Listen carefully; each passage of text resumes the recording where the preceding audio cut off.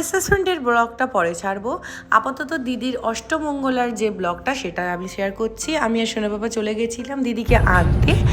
এটাও আমাদের রিচুয়ালসের মধ্যে পড়ে যে ওদের দুজনকে আমাদের বাড়ি থেকে আনতে যেতে হবে। তো আমরা এখন চলে যাচ্ছি দিদি ভাইদের আনতে। কোথায় যাচ্ছি? দিদিকে আনতে।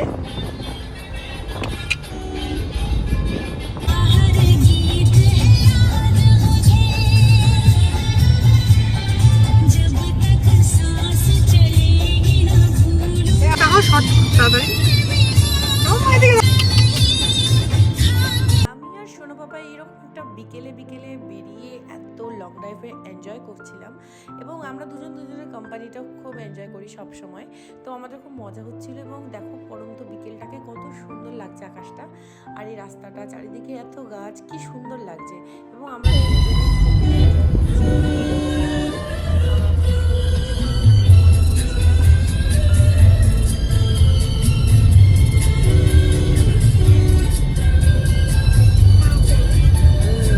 চলে এসেছি।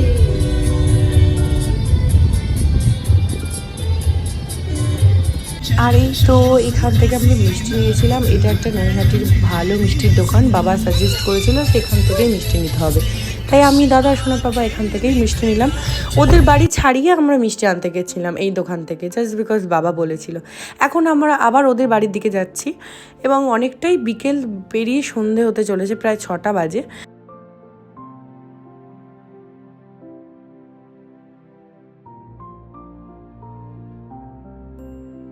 অ্যান্ড এই তো দিদির বাড়ি, ফাইনালি আমরা চলে এলাম ওদের বাড়ির একদম কাছাকাছি। সেই যে দেখছো দূরে অনেক কটা লাইট জ্বলছে, ওখান থেকে কিন্তু ওদের বাড়ি। তো আমরা একদম ওদের বাড়ির কাছাকাছি চলে এসেছি।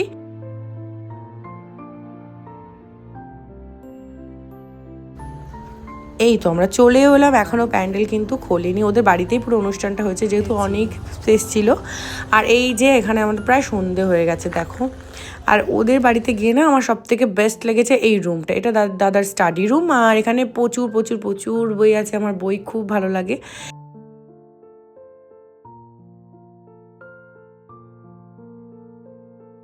এই পুরো রুমটাকে কিন্তু কেয়াদি এবং দাদা মিলে সাজিয়েছে, তো খুব সুন্দর হয়েছে এই স্টাডি রুমটা। এটাই আমি একটু ঘুরে ঘুরে দেখছিলাম। সে তো দেখি দিদি একদম রেডি নয়, তো ওকে আবার আমি একটু টাচ আপ করে দিয়েছিলাম, একটু রেডি করে দিয়েছিলাম। ও চুলটা বেঁধে ওকে একটু রেডি করেছি, এই যে পোটাপটি এইভাবে রেডি করে দিয়েছি। অ্যান্ড এই যে আমরা সবাই একটু গপ্পসপ্প করছিলাম। তারপর এবার আমাদের বেরোতে হবে। না না না না একদম খাবো, সবসময় রেগে যাবে আমার দিদি। নাও না না, আমি কেন বলেছি একটা অন্তর খেতে হবে। খাও খাও খাও, একটা খাও। বাড়ির সবাই কিন্তু দিদিকে খুবই ভালোবাসে। ওরা চলে যাচ্ছে বলে এদের সকলের কিন্তু খুব মন খারাপ। আন্টি আসেন না, বাড়ির সবাই ও দরজা খোলা। হ্যাঁ দেখতে পাচ্ছি, সেই যে দাঁড়িয়ে, জুম করলে দেখা যাবে, সেই যে দাঁড়িয়ে।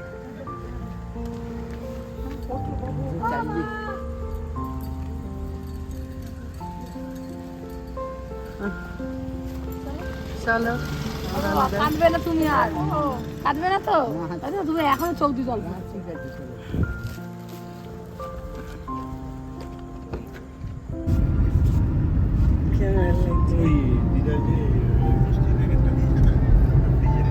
ফাইনালি আমরা বাড়ির দিকে চলে যাচ্ছি।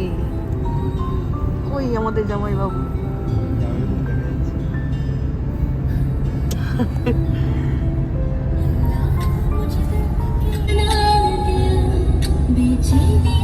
বাবা শোনো বাবা, মাথাটা নাড়াচ্ছে কেমন করে?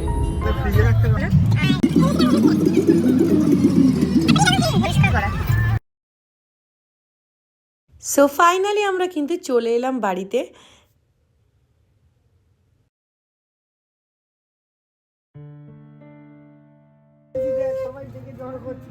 এখানে দাঁড়াও, আমি সাইড আমি চলে যাই, জুতো খুলে গেলে মানে টাকা।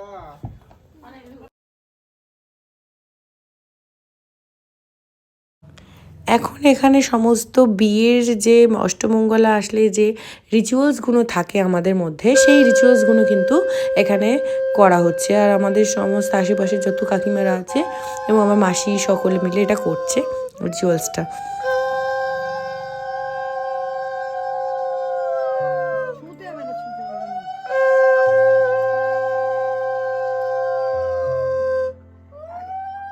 মেয়ে আগে ঘর করে তারপর জামাই পিছন দিয়ে করে। তিনবার কপালে ঠেকে শর্টে মার।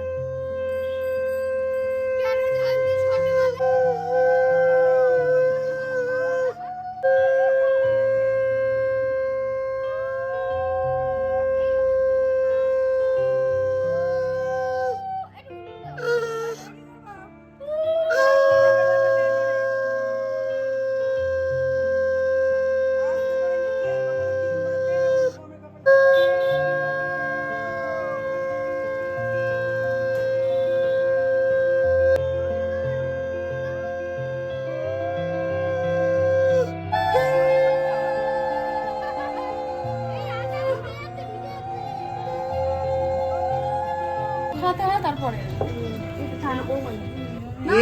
পায়েস খাওয়া দেখাতে হবে। এবার নে, এবার তোরা আর এখানে ছিল ওর জন্য একটা ছোট্ট সারপ্রাইজ, বেশি কিছু না, একটা ছোট্ট ওয়েলকামিং। তো এখানে ছিল একটা সুন্দর কেক, এগুলো সব কিছু দিদিভাই বড়দিভাই আমার অ্যারেঞ্জ করে রেখেছিল।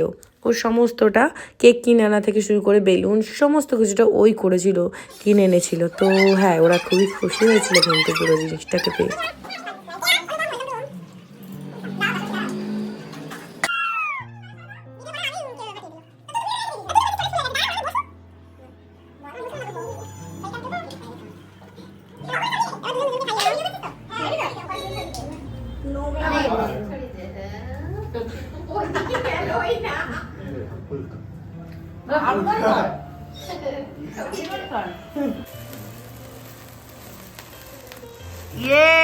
Happy married life, happy happy हो गया है। कदे पास खाচ্ছিস এই লেভেলের তোর কি বলবো ভিআইপি ট্রিটমেন্ট হচ্ছে বাড়িতে। অ্যান্ড এখানে একটা রিচুয়ালস আছে যে নতুন নবদম্পতিকে কিন্তু এই পায়েস আর পিঠে খাওয়াতে হয় বাড়িতে এলেই।